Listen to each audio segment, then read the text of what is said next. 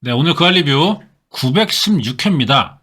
맨발의 침입자 105동 연쇄 성추행 미스터리라고 하는데요.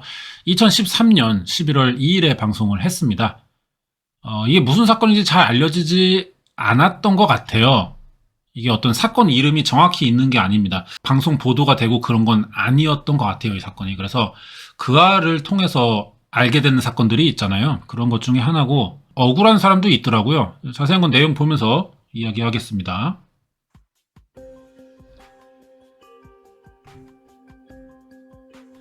몇 해 전부터 아파트 105동에 꺼림칙한 일이 벌어지고 있다고요. 옷을 벗은 채 어떤 남자가 오르락내리락 했대요. 단순한 바바리맨이 아니라는 거죠. 그의 호기심은 남의 집 문턱도 불쑥 넘어서곤 했습니다. 자, 이제 인터뷰 나오죠. 105동 주민인데 여기 들여다봐서 밤에 문 열어놓고 있었거든요. 그래서 누가 들여본다고 해서 나갔더니 이리로 얼른 뛰어가 버리는 거예요. 남자는 기회가 생기면 대담한 행동도 서슴지 않았다고 합니다. 자, 사건 담당 형사. 이 엘리베이터 근처에 숨어 있다가 이 여성이 나타나면 하의를 탈의한 채로 확 다가가서 한번 만지고 뭐 도망간다든가 이래요. 엘리베이터에서 내린 여성이 복도를 걸을 때 뒤따라가 습격하고 강제 추행한 뒤 재빨리 도망치는 겁니다.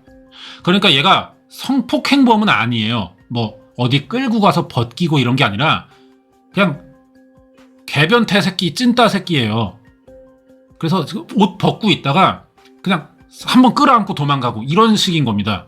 자, 은밀한 범행은 멈추지 않았는데요. 피해자들이 늘어났고요. 경찰도 나서죠. 신고가 계속 들어오니까. 하지만 이 신출귀몰한 성추행범과의 술래잡기가 4년 동안 이어진 거예요. 그러다 지난 2013년 5월 어느 새벽, 이번엔 집안에서도 비명이 들렸습니다. 이제 침입까지 해. 자, 피해자인데요, 이분은. 제가 눈 떴을 때 한 이 정도, 눈 누워있으면은 이 정도의 사람이 이렇게 앉아있어서 저를 이렇게 쳐다보고 있길래요. 갑자기 놀라서, 뭐야? 이랬더니 이 사람이 나를 보자마자 놀라면서 뒤돌아서 도망갔어요. 그러니까 범인도 좀 뭔가 심약한 새끼인 것 같죠? 뭔가를 더 하진 않아. 현관문이 제대로 잠겨져 있지 않은 게 화근이었습니다. 낯선 남자의 얼굴은 무언가에 가려진 상태였어요. 야, 무슨 파워레인저 가면 썼네 이 새끼. 야, 개찐따를 봤나 진짜. 애들이 보통 장난감 가면 쓰잖아요. 플라스틱으로 된 거. 그런 건가 보다 생각했어요. 빨간색 뭐 이렇게. 야, 씨발 무슨 파워레인저 성추행이야? 아, 도라이 같은 새끼 진짜. 복면은 아니었고, 왜냐면 복면은 뒤집었으면 뒤쪽 머리가 안 보여야 되는데, 반소매 라운드 티셔츠, 반팔, 바지는 아예 벗고 있었고 맨발로 뛰쳐나갔어요. 생머리에 머리숱 많은 편, 키가 한 170 전후의 보통 체격. 이번에도 범인은 CCTV가 설치된 엘리베이터 대신 비상계단을 이용해 자신의 모습을 남기지 않았습니다. 닷새 후 경찰은 105동에 거주하는 이영호 군을 새 사건의 강제추행 혐의로 긴급 체포했어요. 그러니까 경찰이 이렇게 생각한 거죠. CCTV가 분명히 있는데 아무리 뭐 비상계단을 이용한다 해도 결국은 이 아파트 105동을 나갈 거 아니냐. 근데 나간 흔적이 없다는 건 결국 같은 동에 사는 사람 중 한 명일 것이다 라고 결론을 내리면서 이 105동에 사는 이형호라는 이제 사람을 체포한 거예요. 왜냐? 피해자들과 목격자들의 진술이 이형호와 일치하고 있었다는 거죠. 외형이나 뭐 시간대별 알리바이 뭐 이런 거 따졌을 때. 이 사람이 확신하냐고 물어봤더니 목격자들은 정확히 맞다고 했어요. 목격자들이 누가 범인인지 지목을 하더라고요. 조사 이틀째 이군은 범행을 자백했어요. 아파트에서 벌어진 이전의 사건들까지도 모두 인정했습니다. 그런데 다음날 이군은 다시 모든 범죄 사실을 다 부인하는 거예요. 경찰의 추궁에 몰려 혼란스러웠고 허위 자백을 했다는 거죠. 뭐 강압과 회유 이런 거에 넘어가서. 사건은 하지만 검찰에 넘어갔고요. 이군은 결국 교도소를 들어갑니다. 그는 정말 지난 4년간 105동을 공포로 몰고 간 연쇄 성추행 범인 걸까? 여기까지 오프닝인 것 같습니다. 이제 김상중 씨가 아니네요. 윤 씨는 3년 전 약혼녀가 자신의 집에 오는 길에 피해당하는 걸 직접 목격했어요. 바로 맨발로 도망가는 범인을 쫓아갔고 금세 따라잡습니다. 잠깐이긴 하지만 눈앞에서 성추행범의 얼굴을 봤어요. 자, 그 진술을 봅시다. 눈이 찢어졌던 것 같기도 하고 얇게 길다. 머릿결은 생머리는 아니었어요. 피부 하얗고 머리가 길다. 마른 상태였고 눈매는 찢어지고 나이대가 20에서 한 25세 정도, 키가 175 정도, 반곱슬의 긴 머리. 출동한 경찰에게 이런 설명을 했고 인상착의를 범인이 떨어뜨린 안경을 주면서 꼭 좀 잡아달라고 부탁했습니다. 며칠 뒤 또 다른 목격자예요. 이분은 용의자가 나타났는데 사진 보여줄 테니 확인해달라는 거예요. 한두 명 보여줬거든요. 아닌 것 같아서 아닌 거라고 했어요. 같은 아파트에서 살고 있는 성범죄 전과자의 사진이었습니다. 하지만 생김새가 달라요. 안경에서 검출한 유전자도 범인을 특정할 수는 없어서 수사 발생 2달여 만에 마무리됐고 미제로 남았죠. 그리고 1년 뒤 이 성추행범이 다시 모습을 드러낸 겁니다. 또 다른 목격자, 아내가 한 11시쯤인가 12시 그쯤 사이에 맥주 사러 간다고 해서 내려갔단 말이에요. 그때 갑자기 으악 이러더라고요. 아내가 뛰어나갔더니 아내가 주저앉아 있는 거예요. 이번에도 범인은 자정이 지난 시각 혼자 복도를 걷는 송 씨를 뒤에서 덮쳐 몸을 더듬었습니다. 그리고 남편이 집에서 나오자 재빨리 도망갔어요. 남편 박 씨는 범인을 건물 빠져나가는 걸 막기 위해서 엘리베이터를 타고 1층으로 내려갔죠. 제가 위를 봤을 때요, 5층에서 한 10층 사이에 사람이 왔다 갔다 하더라고요. 야, 너 거기 가만히 서 있어 이렇게 말했는데 이렇게 앉더라고요. 벽을 보면서. 신고를 받고 출동한 경찰과 함께 곧바로 의심 가는 층들을 뒤졌지만 흔적은 없었습니다. 범인은 분명히 105동 안에 어느 집으로 들어갔을 거예요. 경찰은 피해자이자 목격자인 부부를 불러 조사를 시작합니다. 옷은 입고 있었지만 생김새는 1년 전 추행범과 닮아 있었다는 거예요. 자, 이번 진술 내용을 보면은 키가 170쯤 되고 하의는 짧은 반바지, 트렁크 팬티인지 뭐 반팔티에 머리엔 다른 옷으로 머리에 이렇게 뒤집어 썼다 이런 식으로 이렇게 20대 초반의 젊은 남자 같았다. 그러니까 뭐 종합하자면은 조금씩은 차이 있지만 한 170에 가까운 키 그리고 좀 마른 체형. 경찰은 이 진술을 토대로 탐문을 시작했고 수상한 차림의 남자를 봤다는 주민들 증언을 확보했어요. 입주자 명단을 확인해 보니까 연령대와 인상차기가 일치하는 사람이 있었는데 바로 7층의 비상계단 쪽 세대에 사는 이영호 군이라고 합니다. 피해자 송 씨에게 이영호의 사진을 보여주니까 몇 달 전 계단에서 본 남자가 맞다고 했어요. 이 군은 그래서 참고인 조사를 받았지만 곧 용의선상에서 벗어납니다. 왜 벗어났냐? 참고인 조사하면서요, 저희가 이 행적이라든지 그런 부분 확인했어요. 그때 이영호가 학교에 다니고 있었습니다. 아마 이 이영호 씨가 따로 살았을 거예요. 105동이 본가고 아마 학교 때문에 다른 데서 살았을 거예요. 그래서 이 범행 기간에 집에 오지 않았다. 이게 확인됐다는 이야기입니다. 범행 시간은 자정을 조금 넘은 0시 40분. 당시 대전에서 학교를 다니던 이군은 범행 당일 아침 서울에 올라와서 어머니와 함께 김포로 이동한 사실이 확인됐어요. 이군이 안경을 끼고 있긴 합니다. 2010년 사건 현장에 떨어져 있던 안경과 유전자 대조했지만 하지만 일치하지는 않아요. 이번 사건도 그래서 미제로 처리됐죠. 그러니까 이영호라는 사람은 2번을 의심받은 거예요. 지금 105동에서 계속 일어나는 사건에서. 이번엔 2013년 5월 2년 만에 다시 105동 성추행범이 나타났어요. 인상착의는 이전의 2건 사건과 크게 다르지 않습니다. 사건은 그 당시 새로 꾸려진 성폭력 전담팀에게 넘겨졌고요. 과거의 미제 사건까지 병합 수사를 했는데 2012년 당시에 참고인 조사 받았던 이군이 다시 용의선상에 오른 겁니다. 과거 목격자와 피해자들 다 만나고 재조사해보니까 다 똑같은 말을 해요. 이영호가 범인이라고. 그때 담당 형사인데 목격자들이 누군지 지목하더라고요. 이 사람이 확실하냐니까 정확히 맞다고 했어요. 팬티 뒤집어 쓰고 다니고 현장에서 사람 보면 도망가고 영혼의 집이 비상계단으로 내려오는 집 바로 앞이에요. 목격자들이 들어가는 것까지 봤다고 했어요. 목격자들은 경찰에서 조사를 받고 있는 이군을 보고 흐릿했던 기억이 분명해졌다고 합니다. 자, 피해자 이야기 한번 들어볼게요. 저는 이영호를 보자마자 너무 똑같다고 제가 봤던 사람이랑 저 사람 맞는 것 같아요 그랬거든요. 진범이라고 100% 믿었어요 진짜.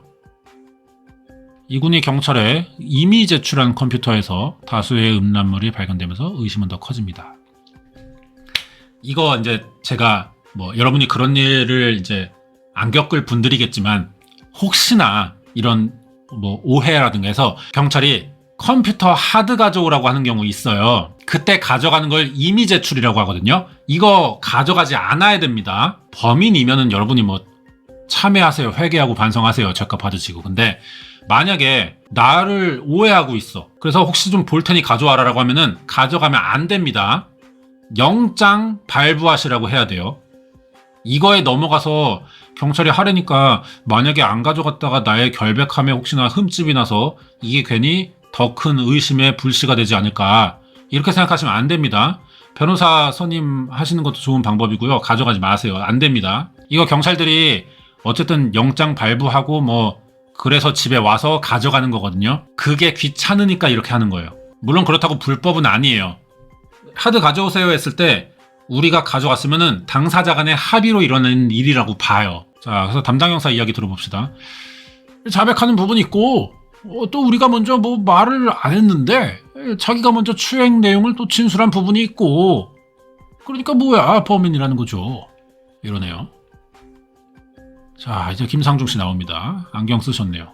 김상중 씨도 참 자기관리 철저한 분인 것 같아요. 물론 그것이 알고 싶다를 계속 하려면 좀 아무래도 좀 사프한 느낌이 나는 게 좋겠다고 생각했겠죠. 그래서일 수도 있지만 이분 또 식단 관리 꽤 하시는 분인 것 같습니다.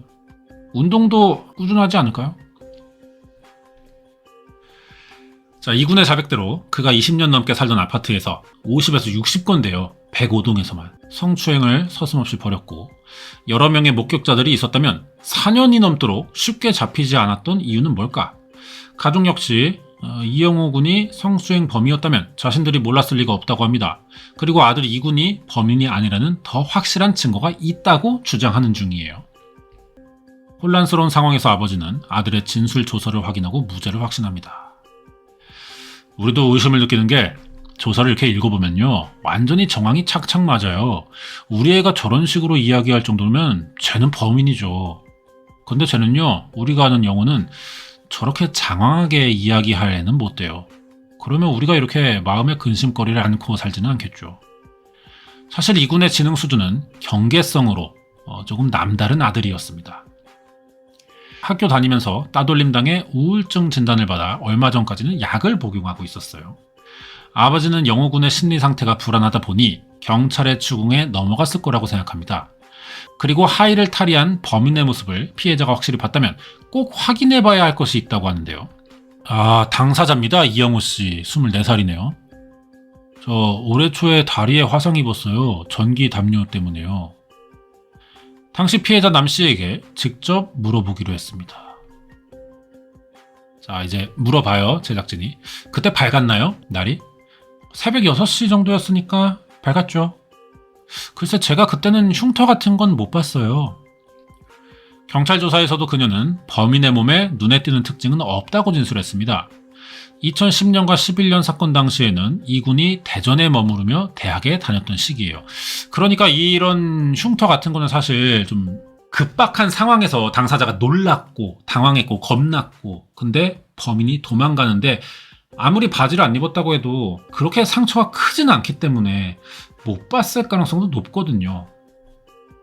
도망가는 사람의 머리를 보려고 하지 다리를 보려고는 잘 안 하기 때문에 이거는 보기 힘든 것도 사실은 맞아요. 자, 그러니까 대학에 다녔던 시기니까 자, PD가 이제 담당 형사에게 물어봅니다. 알리바이 이런 거는 체크해 보셨을 거 아니에요? 예, 그렇죠. 2010, 2011년도는 대전에서 대학교 다닐 때죠. 범행 날짜에는 근데 결석이에요. 대전에 있는 이군의 학교 찾아가 보니까 범행이 있던 4월 15일 오전 강의 시간에 결석 처리가 돼 있었습니다. 혹시 그가 자주 다녔다는 학교 도서관에 뭔가 흔적이 있진 않을까. 엠페러, 김광수 정통 판타지 장편소설 11시 48분에 빌렸고요. 그리고 루다와 문과 드래곤, 홍성은 장편소설, 판타지 좋아하시는구만. 2010년 4월 15일 다음 날이죠. 비슷한 시간이에요. 11시 52분. 12시 직전에 빌렸다. 이틀간 한 권씩. 자, 근데 도서관 대출 관계자 보니까 저희는 대리인 대출 안 해드려요. 당사자가 와야 돼요. 그러니까 이거는 이영호 군이 빌렸다라고 보는 거죠. 그게 맞죠. 그는 2010년 사건이 있기 하루 전과 다음 날인 당일 이틀 모두 책을 빌린 걸로 확인됐어요. 그러니까 결석은 했지만 학교는 안 갔지만 범행 현장에는 없었다는 거죠. 이걸로. 이군이 범인이면 평소처럼 저녁 수업을 듣고 대전을 출발해 자정 무렵 동두천에 도착해야 됩니다. 그리고 범행을 저지른 후 곧바로 대전으로 내려갔어야 하는데요. 굳이 이렇게까지 할까? 스케줄 뛰듯이 타이트하게 시간 맞춰가면서. 자, 그럼 2011년은 어떠냐? 이군은 사건 발생 시간 대전에 있었다고 주장해요.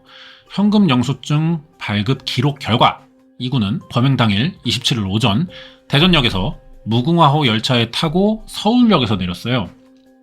만일 이날 자정에 있던 범행을 그가 저질렀다면 전날 가족 몰래 올라와서 범행 저지르고 새벽에 다시 대전으로 내려갔다가 또 오전에 서울에 왔어야만 합니다. 그렇게까지 성추행을 할 필요가 있을까? 105동만 하기 위해서? 차라리 자기가 사는 동네가 낫지 않을까? 그런 거라면? 아니면 좀 더 시간을 내든가. 이거는 너무 의미가 없는 행동인 것 같은데 이렇게까지 한다고? 자, 뭔가 좀 명확하지가 않죠. 의도라든가. 만약에 이영호가 범인이라면은 이렇게까지 할 의도가 뭐냐. 범죄심리학과 교수님에게 한번 의견을 들어봤어요. 네, 오랜 시간 걸려서 와서 범행하고 또다시 내려가고 이런 식의 패턴을 반복했다는 건 연쇄성을 가진 사람들의 범행 패턴과 차이가 있다. 이렇게 봅니다. 한 번은 할 수도 있다. 왜냐? 완벽 범죄를 위해서. 근데 이거를 아무리 완벽하다고 해서 매번 이렇게 하느냐? 그렇게까지는 안 한다는 거죠. 왜냐면 범인들은 점점 범죄에 중독되면서 범행 수위는 높아져요. 근데 반대로 범행 준비 과정은 자신감이 생길수록 허술해집니다. 보통 방심해서 잡히는 거예요. 그러니까 연쇄살인범들은. 이것도 마찬가지일 텐데 그러자니 너무 꾸준해. 대전을 오가느라 범행 전후 아파트에 출입했다면 아파트 입구에 CCTV 포착돼야 되는데 경찰 조사해보니까 이군이 찍혀있지 않아요. 이군이 대학생활부터 수십 건 이상의 범행을 저질렀다면 가족 몰래 야밤에 대전과 동두천 오가면서 이중 생활을 했어야 됩니다. 하지만 경찰은 이군이 범행을 하지 않았다는 명확한 증거가 없다는 입장이에요. 이게 참 말장난인 게 C8 범행을 하지 않았다는 명확한 증거도 없지만 범행을 했다는 명확한 증거도 없는 거 아니야. 아니 경찰 필기시험 보지 않아요? 왜 이런 멍청한 소리를 하는 거야? 자, 큰아버지입니다. 경찰이 알리바이를 이 범행 시간대에 맞는 알리바이를 가져오라 이거예요. 아이 그 지나간 걸 어떻게 가져옵니까? 2011년도 거를. 무엇보다 이해할 수 없는 건 이군은 같은 건으로 2011년에도 경찰 참고인 조사를 받았고 당시 그에게 혐의가 없었다는 게 이미 입증됐다는 겁니다. 아니 근데 여기서 더 웃긴 건 경찰이 알리바이를 가져오래. 네가 범인 같은데 있잖아. 범인이 아니면은 네가 갖고 와. 아니라는 걸. 이거 씨발 경찰이 해야지 뭔 개소리야. 씨발 진짜. 그리고 2010년 사건의 경우 현장에 떨어져 있던 안경과 유전자 대조했지만 불일치로 나온 적도 있어요. 하지만 경찰은 이군이 연쇄 성추행범이라고 여전히 확신하고 있습니다. 아니 너무 모순적이잖아. 논리가. 범인이 아니라는 뭐 명확한 그건 없다며. 여기 보면은 명확한 증거가 없다며. 범인이라는 명확한 증거도 없는 건데 그 대표적인 게 이 안경에서 나온 DNA잖아요. 근데도 왜 확신을 하냐고. 지들이 확신할 만한 그게 없다는 거잖아. 그 지랄 해놓고 왜 확신을 하냐고. 왜. 자, 가족들은 뭐 당연히 이제 자백은 진실이 아니라고 하죠. 그럴 만한 이유도 있대요. 24살의 성인 남성이라고 보기에는 보통의 또래나 남자들, 사람들 비교해봤을 때 좀 차이가 있다고. 상태 확인해 보려고 심리상담소를 찾아갔어요. 간단한 검사부터 해봅니다. 심리 상태가 좀 심각하게 나왔는데 그림으로 일단 봤구나. 창문이 가려져 있잖아요.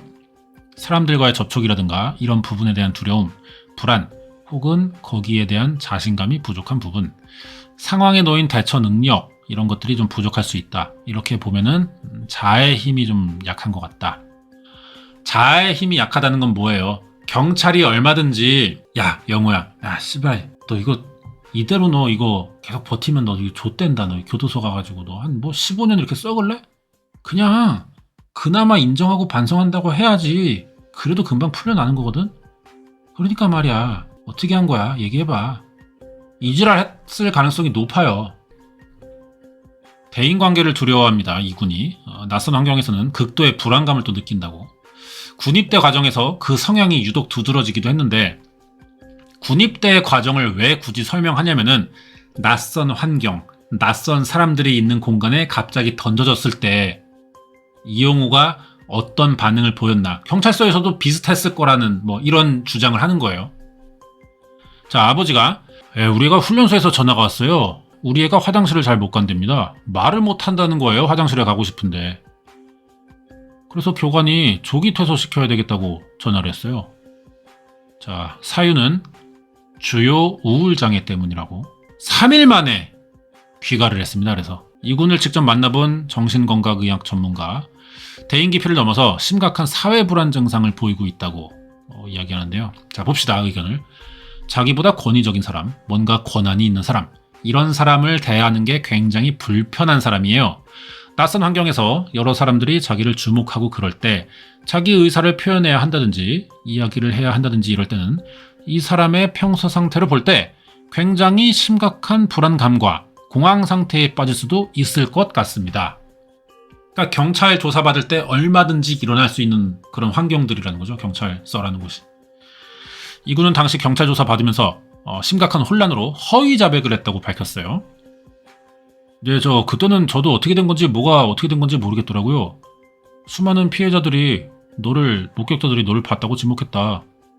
제가 끝까지 부인을 하면요. 항상 그러면 너를 본 사람들 뭐냐?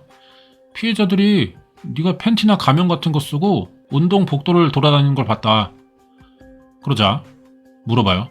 이 변명이 이군한테 불리한 변명이 될 거라고 생각하지 못했나요?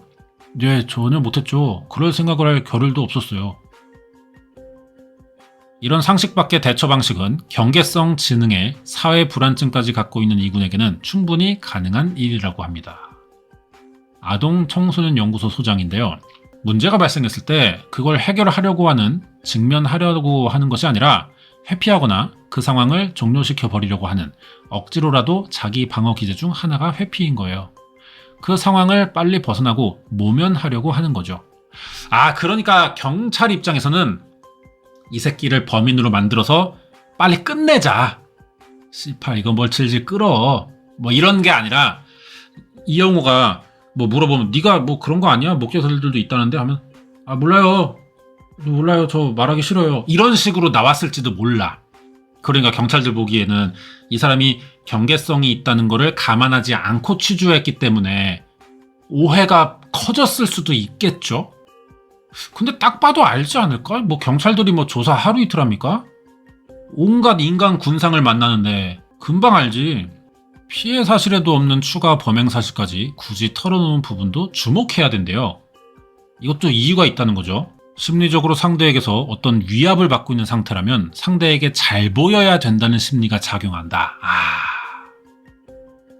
스톡홀름 증후군처럼 인질 효과를 겪으면은 내가 이 사람에게 잘 보이는 방법은 이 사람이 이야기하는 것보다 내가 더 많이 이야기를 하는 거예요. 맞네. 비위 맞춰주기 위해서 그렇게 생각을 했나 보다, 이영호는. 이군의 부모 또한 걱정스러운 마음에 아들의 상태를 형사들에게 거듭 알렸다고 말했어요. 그러면 직접 진술을 받은 경찰은 이영호 군의 상태를 얼마나 알고 있었느냐, 조사하면서 그 상태를 얼마나 반영했느냐, 이게 또 중요하죠. 자, 그 담당 형사입니다. 이영호는요, 등단했던 애예요. 등단. 머리 쪽으로 지능이 그렇게 떨어진다고 보지는 않거든요. 그러자 물어봐요. 그 아이 심리 상태나 IQ 지능 지수나 언어, 사고 인지 조사 이런 거 해보셨나요? 예? 그런 거 못 해봤죠. 그런 건 우리는 할 수 없었죠. 우리가 피해자라면 해보긴 하거든요. 그런데 취재 중 뜻밖의 소식을 들을 수 있었어요. 2011년 사건의 피해자가 고소를 취하합니다. 왜? 얘를 범인이라고 지목하지 않았는데 나 때문에 얘가 구속이 되고요. 잘못된 진술서 하나만으로 이 아이가 지금 범인으로 됐거든요. 자신은 이군을 범인으로 지목한 적이 없대요. 부부는 목격자로 재판을 출석하면서 뭔가 잘못된 걸 알아챘습니다. 자, 피해자의 남편. 판사가 물어보더라고요. 혹시 몇 층에서 들어가는 거 봤냐고. 그래서 내가 확실은 모르겠는데 5층에서 10층 사이고 6, 7, 8층 그렇게 좁힐 수 있는데 아마 소방계단 근처인 것 같다고 했어요. 자, 그러니까 남편도 피의자가 도망하면서 피의자의 주거지인 7층 700호 앞에 위치한 비상계단 쪽에 몸을 숨긴 뒤 주거지 현관문 열고 들어가는 걸 목격한 사실이 있었다고. 조서를 이상하게 썼네. 그러니까 이 피해자 남편분은 범인이 물론 잡혔으면 좋겠지만 그렇다고 확실하지 않은 거를 말할 수는 없잖아. 아는 대로만 말하면은 그게 불확실할 수도 있는 건데, 그래서 불확실한 명확하지 않은 진술이 나왔는데 경찰은 확실성이 보이게 각색을 해놨어요. 주거지 현관문을 열고 들어가는 걸 목격한 사실이 있었다라고 써놨어요. 여기 지금 보면 등단은 경찰이 했는데 내가 보니까, 그런데 경찰 보고서에는 범인이 어디로 숨어 들어갔는지 정확히 목격한 것으로 적혀 있습니다. 피해자인 아내 송씨 역시 자신이 하지 않은 말이 진술조서에 쓰여 있다고 했어요.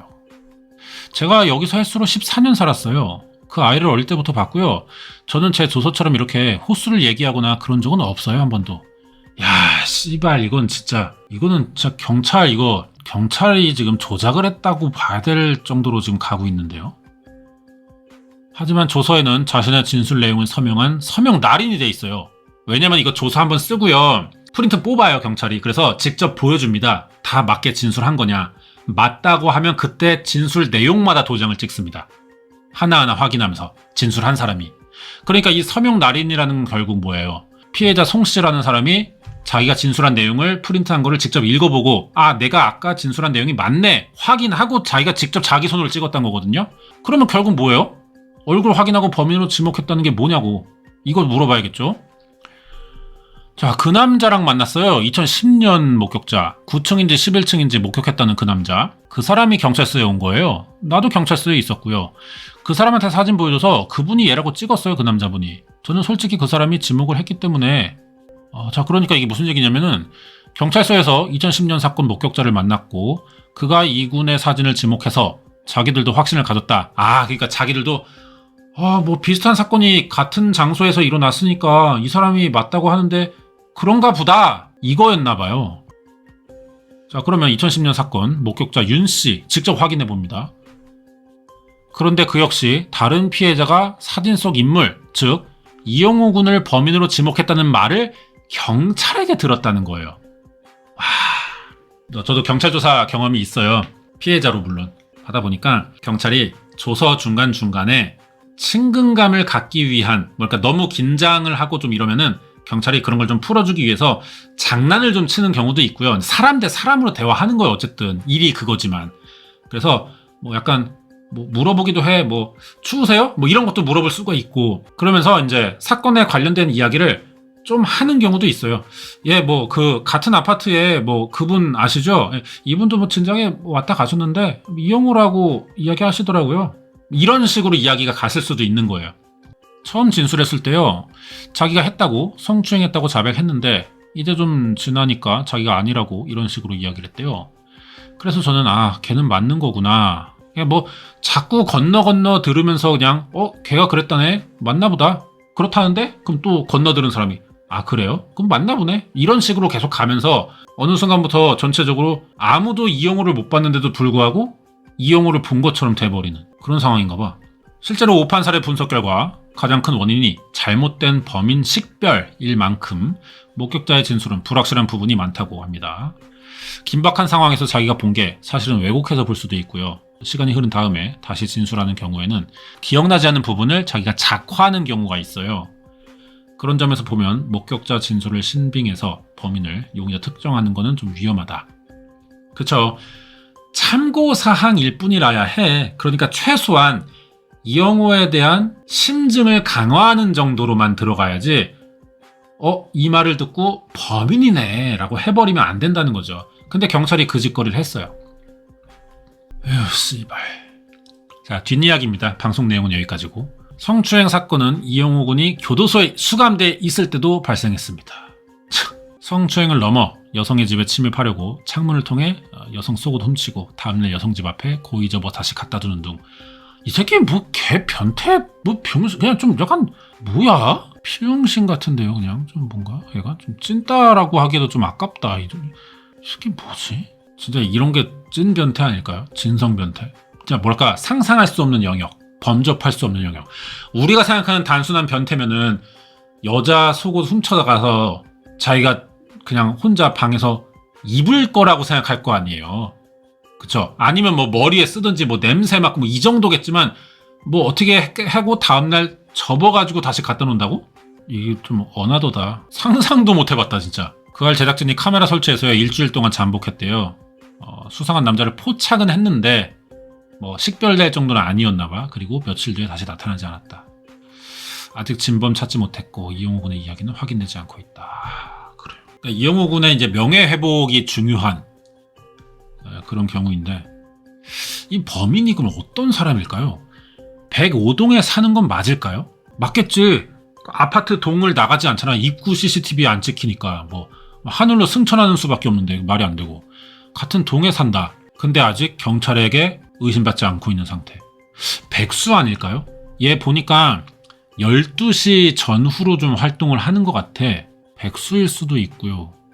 멀쩡한 직장인인가? 오히려 멀쩡한 직장인인지도 몰라. 회사 서류 가방 같은데 팬티 막 존나 들어있고 의외로 멀쩡하다. 상상도 못할 정체. 진짜 너무 남다른 변태다 이게 진짜. 이런 게 진짜 변태구나. 우리가 단순히 뭐 야한 상상을 자주 하고 뭘 좀 그런 걸 밝히고 이건 변태가 아니야. 이건 지극히 정상적인 영역의 욕망이지. 나는 옆집 여자의 팬티를 훔쳐서 다음날 깨끗하게 접어가지고 다시 문 앞에다가 갖다 놓을 거야. 이게 변태네. 대체 어떤 사람일까? 단서가 전혀 없죠. 그냥 좀 마른 체형에 키가 그렇게 큰 편도 아니고 채모도 안 떨어졌나 봐. 그 복도나 계단 이런데. 이거는 전수조사를 할 수밖에 없는데 전수조사가 사실 경찰 입장에서도 부담되는 일이고 이거 항의 엄청 들어와요. 전수조사 이런 거. 전수조사도 이제 영장이 나와야 되는데 그만큼의 법적으로 합리성이 있는 수사냐. 검사가 그거 그렇게 보지 않을 것 같고 영장이 안 나올 거예요. 아마. 여러모로 이제 어렵죠. 검찰도 자꾸 이 사건 경찰에서 올려보내는 거 좀 껄끄러울 것 같아. 이미 그 알 통해서 경찰 잘못으로 가는 여론이 생긴 마당에 김 반장님 이거 그냥 좀 알아서 좀 이렇게 이거 좀 곤란해요 저도 이거. 야 안 그래도 이제 반응도 안 좋은데 이거 괜히 덜컥 물었다가 저만 체하면 이거 어떻게 반장님 책임지실 거야? 이거 좀 경찰 선에서 좀 적당히 마무리합시다. 예? 제가 여기 가서 갈비탕 하나 사드릴게. 갈비탕 쏠 테니까 좀 봐줘요. 이지랄 할 수도 있는 거 아니야. 검찰도 이거 불편하지. 그렇잖아요. 그리고 이제 저는 아까 또 이제 인상 깊었던 장면이 그 대역 그 씬이 있어요. 재현 씬이. 어떤 남자, 이것도 진짜 개 현타 왔겠다. 파워레인저. 이 초반부에, 이거. 이분도 이제 배우일 텐데, 이거 현타 왔겠다, 진짜. 이게 진짜 어떤 정식 영화 작품도 아니잖아. 작품도 아닌데, 이렇게 재현 연기, 왜냐면 좀 어색할 것 같아, 연기하는 입장에서. 왜냐면은, 실제 이제 영화 관계자들 앞에서 연기하는 거랑, 이건 다큐멘터리잖아요. 그러니까 영화가 아니잖아. 그러니까 현장 분위기도 좀 다를 거란 말이야. 좀 부끄러웠을 수도 있지 않을까. 그런 생각도 들고. 근데 특이한 게 이런 어떤 사건 프로 재연 배우들은 겹치질 않아요. 그쵸? 인상이 안 남아서 그런가? 어디서 본 사람이네? 그런 분들이 없어요. 드라마 어디에 나왔다던가. 좀 뭐랄까 다큐멘터리 재연 전문인 건가? 그렇다고 해도 다른 다큐멘터리 또 출연하거나 그런 경우도 못 본 것 같아. 일회성 배우인 건가? 916회에 맨발의 침입자라는 105동 연쇄성추행 미스터리 알아봤어요. 미제 사건이죠. 그리고 억울한 사람 나타났고, 그리고 그 억울한 사건이면서 미제가 된 이유는 경찰의 병신짓이 한몫했다. 경찰이라고 보기에 최소한의 소양도 없어 보이는 그 정도의 사람들이 수사를 했고, 좀 덮으려고 했는지 그냥 이영호 딱 보기에 애가 어눌해 보이니까 경찰이 씨발 얘로 하고 그냥 끝내자 이렇게 할 수도 있어요. 모르는 거지 어떤 의도였는지. 자, 오늘 그 할 리뷰 여기까지고요. 아마 제가 알기로 이번 주에 오늘 방송이 목요일입니다. 이거 녹화가. 그리고 토요일이죠. 이틀 뒤에 그 아래서 지금 JMS를 2시간 편성했다는 이야기를 들었거든요. 그게 이번 주 방송이 맞나?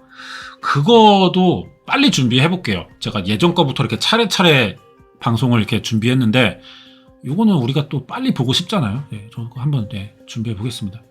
기대를 좀 해주시고요. 오늘은 여기까지 하겠습니다.